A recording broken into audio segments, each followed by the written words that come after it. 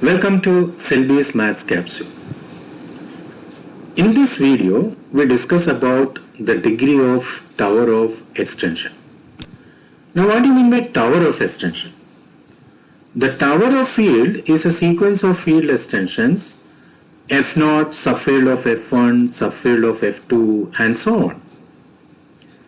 This name came because this type of sequence we can write or express in this following manner: F0 sitting below F1, F1 sit below F2, and so on.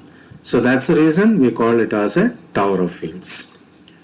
Now our aim is what? To find the degree of this tower of extension. How do we find it?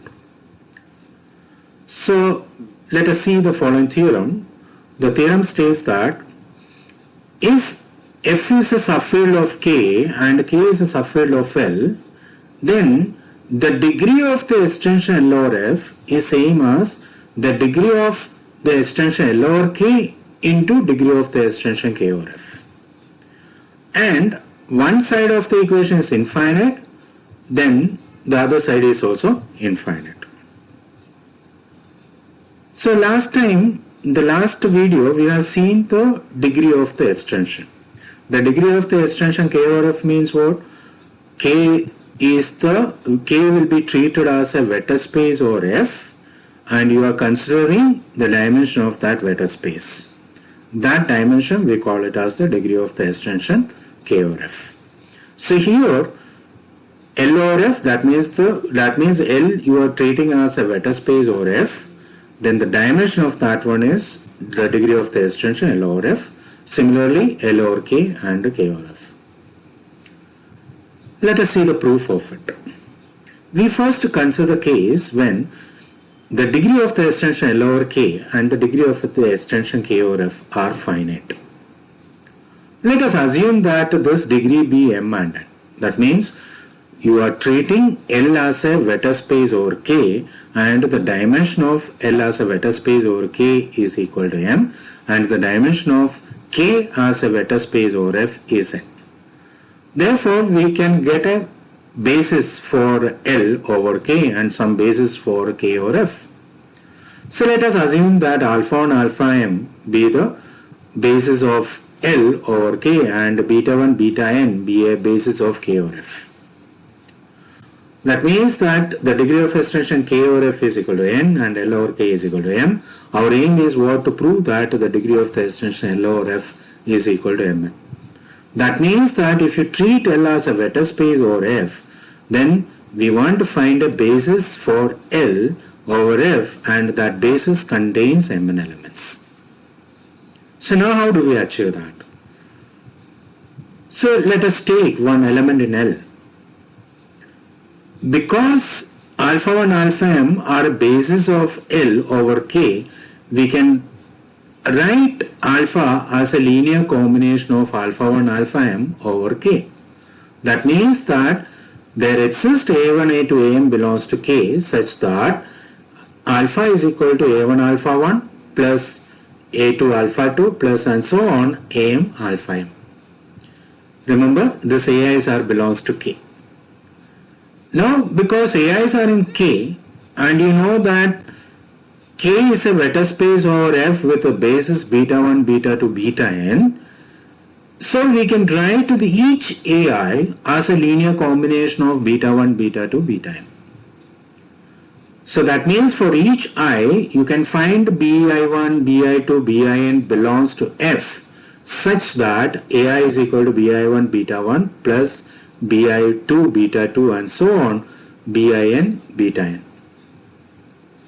So substitute these values in the previous expression in alpha, where alpha is a1 alpha 1 and so on plus am alpha m. So if you substitute the value of ai in this expression, we can write alpha is equal to summation I is equal to 1 to m ai alpha I, but ai is equal to summation j is equal to 1 to n bij beta j. So this is equal to alpha is equal to summation I is equal to 1 to m summation j is equal to 1 to n bij beta j into alpha I. So we can write it as a product of alpha beta j with the coefficients are, we can write this alpha as a linear combination of alpha I beta j for I is varying from 1 to m and j is ranging from 1 to n, and bij are in f. That means that alpha, you can write it as a linear combination of mn elements alpha I beta j with the coefficients in f. That means that this set alpha I beta j with j is running, y is running from 1 to m and j is running from 1 to n, these mn elements generates L as a vector space over f. So our aim is what to show, we will show that this is a basis of the vector space L over f. So for showing that, we need to show that this set is linearly independent. So we show that this set is linearly independent. Suppose the linear combination is equal to 0. That means summation I is equal to 1 to m, summation j is equal to 1 to n, bij alpha I beta j is equal to 0 for some bij belongs to f. So we can group it in this way: summation I is equal to 1 to m, summation j is equal to 1 to n, bij beta j into alpha is equal to 0.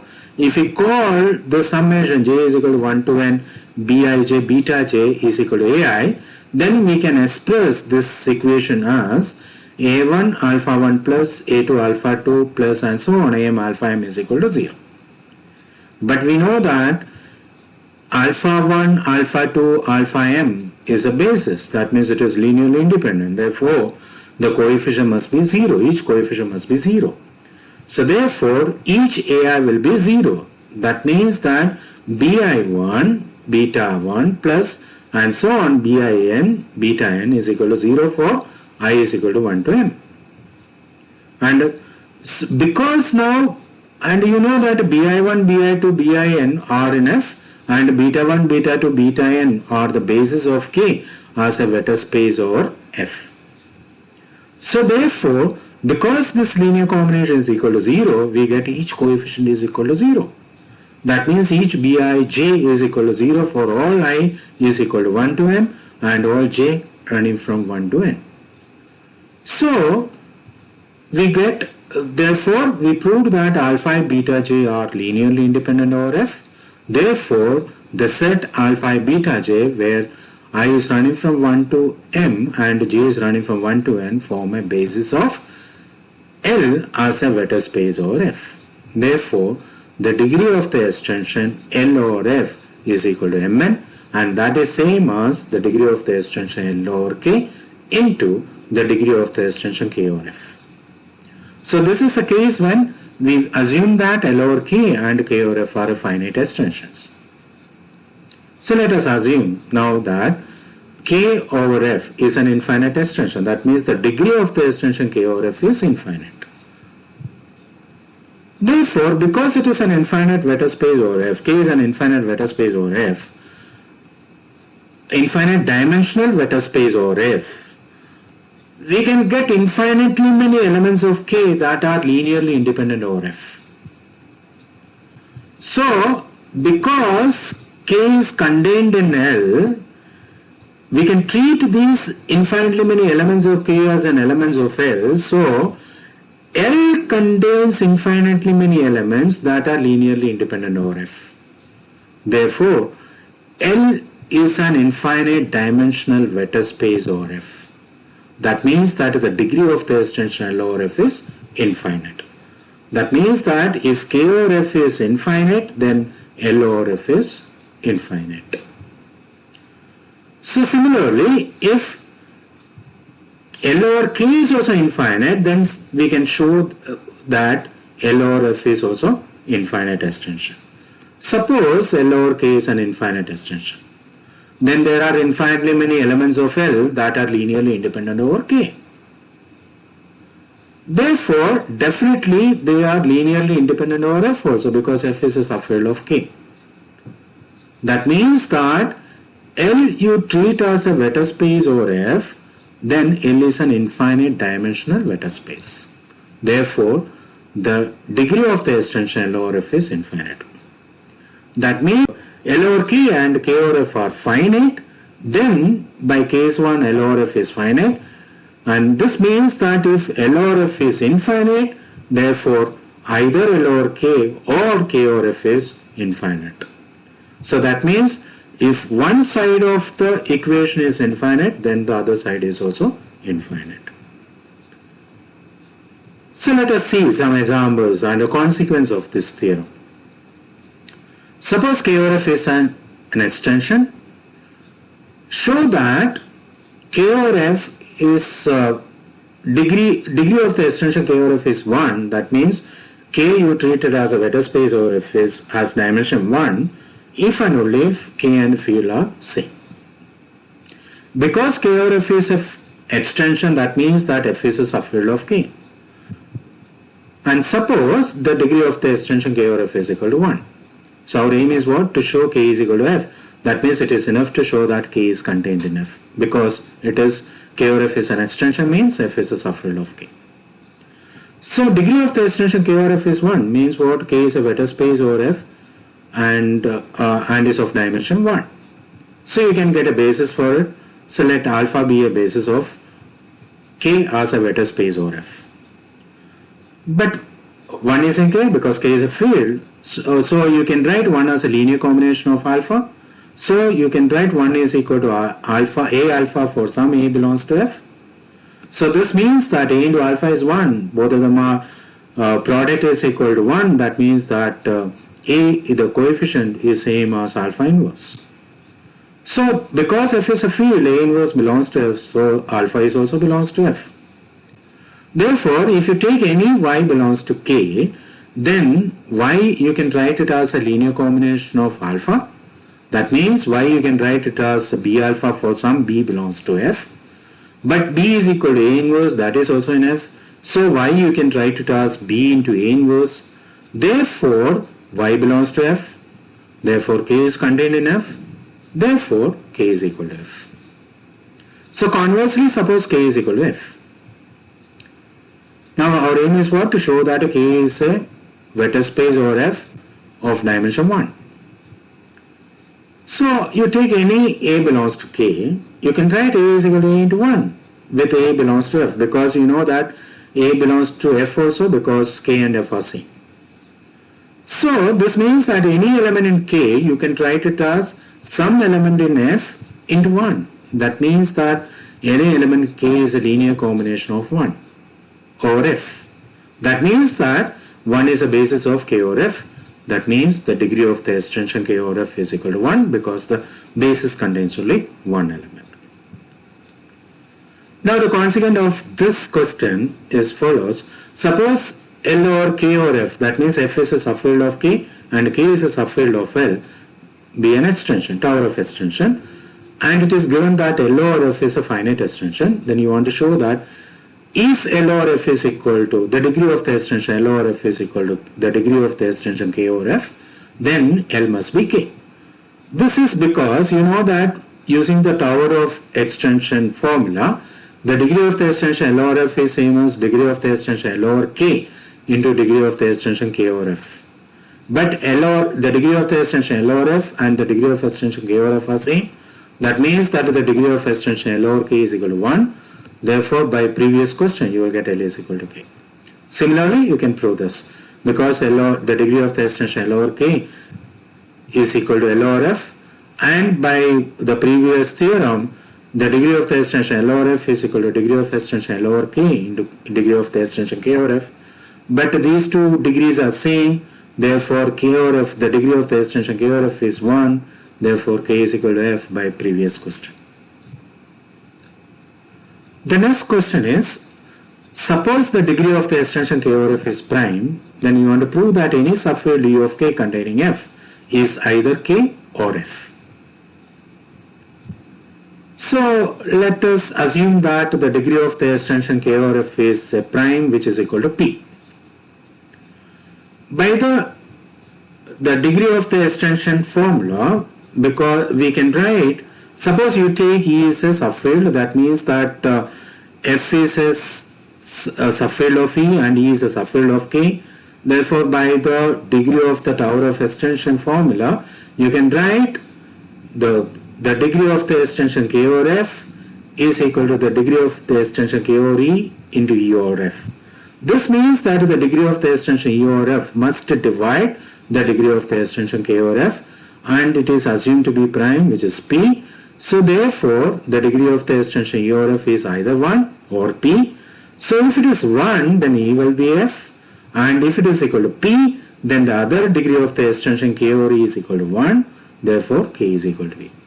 That means that if E is a subfield of K containing F, then either E is equal to K or E is equal to F.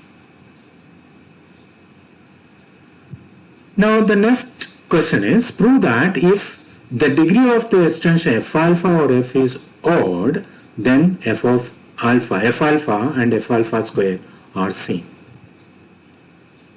You know that alpha square, you can write it as in terms of alpha, because alpha square is equal to alpha into alpha. But alpha you cannot write in terms of alpha square or a power of alpha square. You cannot write alpha. So therefore, this F of alpha square is a subfield of F alpha. So here we have to prove that if the degree of the extension F alpha or F is odd, then both these fields are same. So we prove by contradiction method. Suppose F alpha is not equal to alpha square. That means that F of alpha square is a proper subfield of F alpha. Since this means that alpha cannot be belongs to F of alpha square. So because F of alpha square contains F, so we have the tower of extension F contained in F alpha square contained in F alpha. Therefore, by the expression for the degree of tower of extension, we get the degree of the extension F alpha or F is equal to degree of the extension F alpha over F alpha square into the degree of the extension F alpha square into F. Because alpha is the root of the polynomial equation h square minus alpha square, and that is a polynomial over F alpha square, because alpha square is a coefficient that belongs to this field. Therefore, alpha is the root of h square minus alpha square, which is a polynomial over F of alpha square. This is polynomial over F of alpha square. That does not mean that this polynomial belongs to this one. This means that, and the degree of this polynomial is 2, therefore the degree of the extension F alpha or F alpha square definitely less than or equal to 2. Because this is a polynomial which is satisfied by alpha over F of alpha square. So, and we know that alpha is not in F alpha square. Therefore, the degree of this, therefore F alpha and F alpha square are not same. Therefore, the degree of the extension F alpha or F alpha square cannot be equal to 1. Therefore, it has to be greater than or equal to 2. So, we got that F alpha, the degree of the extension F alpha or F alpha square is less than or equal to 2, as well as greater than or equal to 2. Therefore, that degree of extension is equal to 2. Therefore, by above formula F alpha or F, the degree of the extension F alpha or F is equal to the degree of the extension F alpha or F alpha square into degree of the extension F alpha square F. And because the degree of the extension F alpha square is equal to 2, this product is even. Therefore, the degree of the extension F alpha or F is even, which is a contradiction because it is given that it is odd. Therefore, our assumption is wrong. Therefore, F alpha has to be equal to F of alpha square.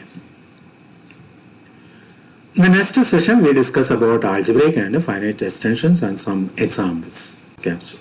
Thank you for learning with the cell-based maths capsule. Thank you.